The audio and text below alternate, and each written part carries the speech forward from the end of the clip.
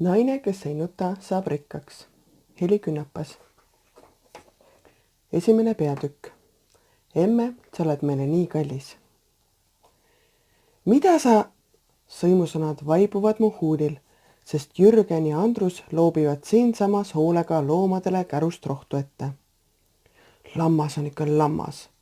Surun läbi hammaste ja tõstan äsja ümber aetud jooginõu uuesti püsti. Lambad trügivad kohe uuesti selle poole. Vinnan veeämbri üle aia ja kallan jooginõusse. Seekord õnnestub vesi nõusse saada enne, kui keegi selle taas ümber ajab.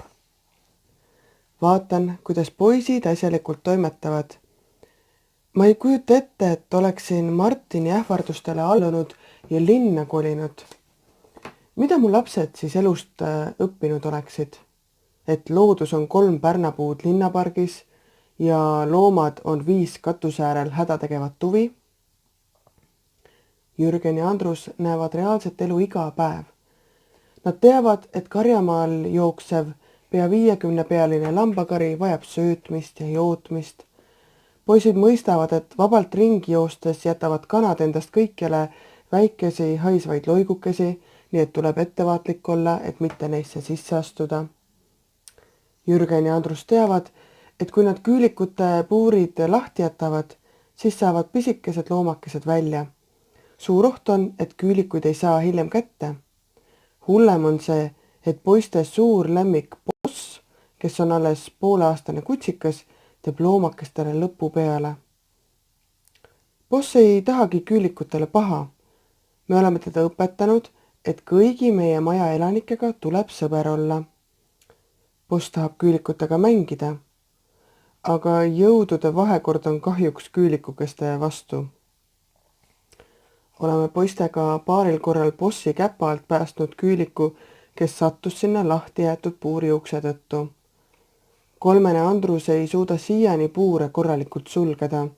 Seepärast tõstsin puuride ukse kinnitused kõrgemale, nii et vaid 5. Jürgen saab neid ise avada. Poisid, lähme käime poes ära. Kutsun Jürgenit ja Andrust, kui lambad söödetud ja joodetud saame. Jee, jäätist! Hõiskavad mu silmaterad koos. Vaatame, vastan vaikselt. Kõigepealt ostame midagi kanadele, Bossile konti, meile endale süüa. Seejärel mõtlen, kui palju raha on järgmistel päevadel söögiks vaja. Kui sellest üle jääb, siis võime ka jäätist lubada. Mõned talvised lambatallet said eelmisel kuul müüdud, kuid neist saadud raha hakkab vaikselt lõppema.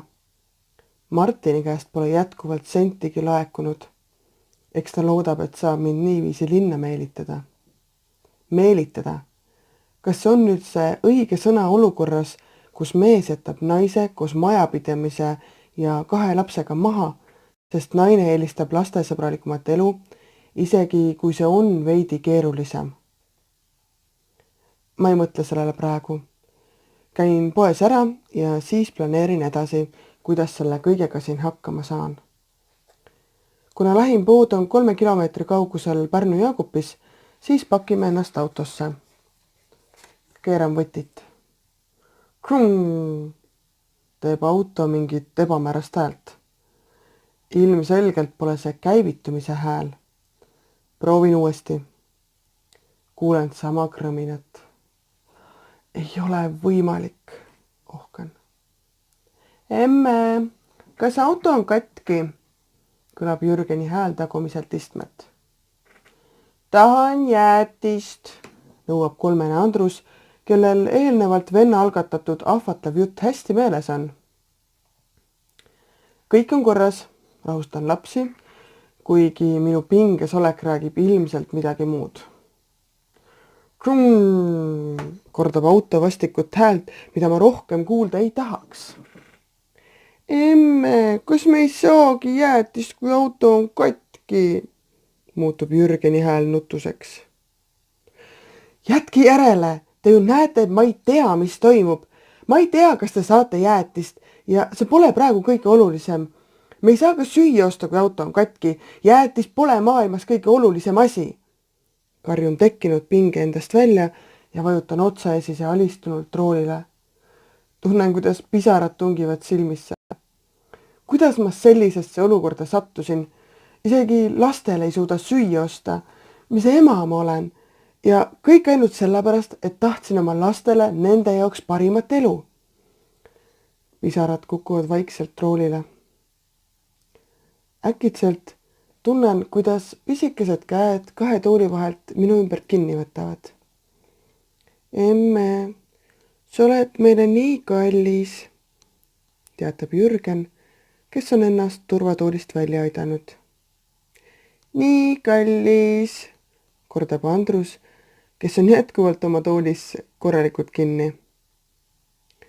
Kallistan Jürgenit vastu, pühin pisarad ning pööran ennast laste poole. Palun vabandust, kallikesed. Ma olen praegu lihtsalt mõne asja pärast mures ja väsinud. Ma poleks pidanud teie peale karjuma. Jah, ma ei tea, mis autol viga on ja ma olen sellepärast ka mures, aga varsti saame kõik asjad korda. Ma hoolitsen selle eest. Jürgen kallistab mind taas ja paneb ennast turvatoolis uuesti kinni. Küünitan ennast ka Andruse poole ja kallistan tedagi. Seejärel proovin uuesti autot käivitada. Ohoo, auto käivitub. Ma ei taha teada, mis trikk see enne oli, aga ära rohkem nii tee. Noomin autot. Õnnelik auto käivitumise üle sõidame Alevi poole. Autodest ei tea ma küll palju, kuid selline trikitamine midagi head ei tähenda. Martin lahkus meie senise autoga, sest see oli ju tema ostetud ja tema nimel. Mina ostsin paar kuud tagasi mõnesaja euroga ühe vana risu, mis mind siiani hästi teenis. Nüüd aga ilmselt hakkab tema aeg läbi saama. Mõeldamatu, et see juhtub just nüüd, kui mul lastele isegi jäätise raha pole. Aga ma mõtlen midagi välja. Kindlasti mõtlen. Homme. Vist.